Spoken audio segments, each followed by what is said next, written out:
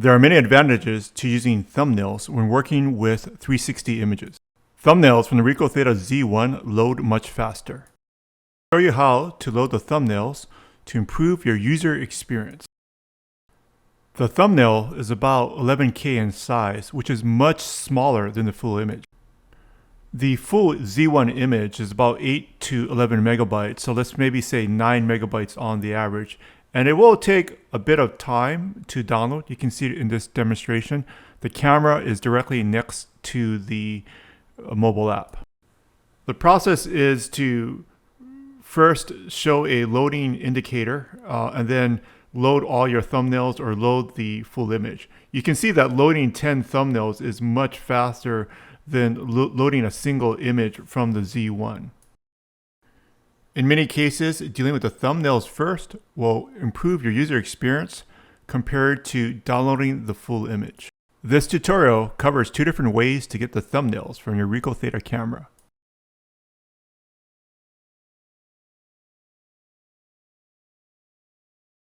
The first technique is to use camera.listFiles, which is in the API reference documentation for the camera. Using camera.listFiles, you can get the thumbnails directly in the response from the camera. It's going to be base 64 encoded. To get the thumbnails embedded in the list files as base 64, set the max thumb size to 640. 640 is an integer. Your HTTP request must have the headers setting the content type to application JSON, as well as two other parameters for list files which are required, which is file type and entry count. This example shows a single entry count of 1 because we're getting one file in this example. It is a good practice to put your HTTP post request inside of a try catch block so that if there's an error between the mobile app and the camera, you can handle the exception.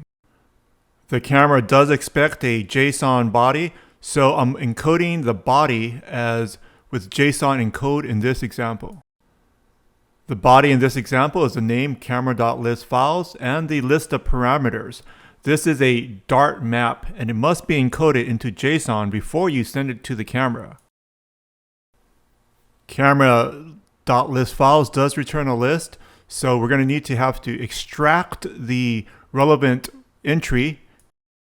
We are looking for a positive HTTP response code with a status code of 200. If you don't get a positive response code of 200, make sure the header, which is required for this post request. To actually get the thumbnail, we have to parse the response body, not just the response, but the response body. It's in results and entries. So entries has a list of elements. And we're just taking the first element 0 of the list. Within each entry of the list, we're looking for the property thumbnail. And if we run it, we'll see that the body now has a base 64 encoded string.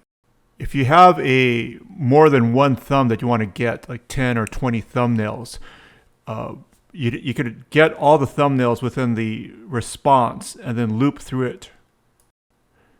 If you have a RICOH THETA SC2, you'll need to get the thumbnails one by one, as it will only return a single thumbnail at a time. With the RICOH THETA Z1, although this example does show a single thumbnail, you could grab 10 or 20 and it'll be included in the body of the response with the property thumbnail. And you'll have a nice base 64 encoded string that you can then decode into bytes. Just remember that the entries are in results. So you first have to grab the results, then it's entries, and the entries is a list. And then from there you can iterate through the list to grab all your thumbnails or all your files. Once you have the thumbnail, in order to trigger the full image for when you press on the thumbnail, I created a class that is called Theta Image. And then within that class, I'm storing just about 3 pieces of information, which is the file URL of the full image, the name of the image, so that's that R001, which is the RICOH THETA image naming convention. And the third piece of image the third piece of data in the image is the thumbnail image, which I'm storing as an image. So all of this is done within camera.listFiles. It has all the information that you need to construct an object and populate it with all the information you need to click on the thumbnail and then jump over into the full-size image. The full image is stored on the camera with an HTTP server, so you can just grab it from the URL of that's listed as file URL. As the image is on the camera on an HTTP server inside the camera, you can print out the file URL property from in your debug console, and then in this case control-click on it. They'll open up a web browser so you can inspect the image visually to make sure that it's looking good and all the parameters that you set to take that image are what you expect. At this point, you can also right-click on the browser window, download the image locally for further, more detailed inspection on your workstation.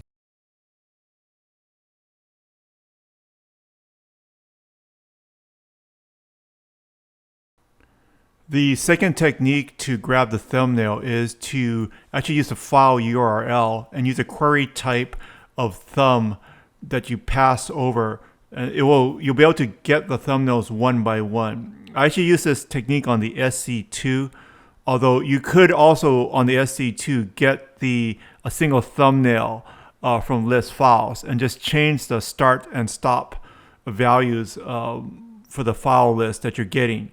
Although I like to use LISTFILES, and then I store the list of the files, the URLs, into an array, and then from that I iterate through it and grab each thumbnail individually with the query type equals thumb. This is slower on the SC2. The SC2 also does have a slower processor in it, so there's more overhead because you have to open up a single HTTP session, and then within that, without closing the session, then run the multiple commands to get the thumbnails down. There is another video explaining how to get the thumbnails from the SC2 as well as sample code. So if you're having problems, just drop a note in the comments and I'll respond and give you the more information on that.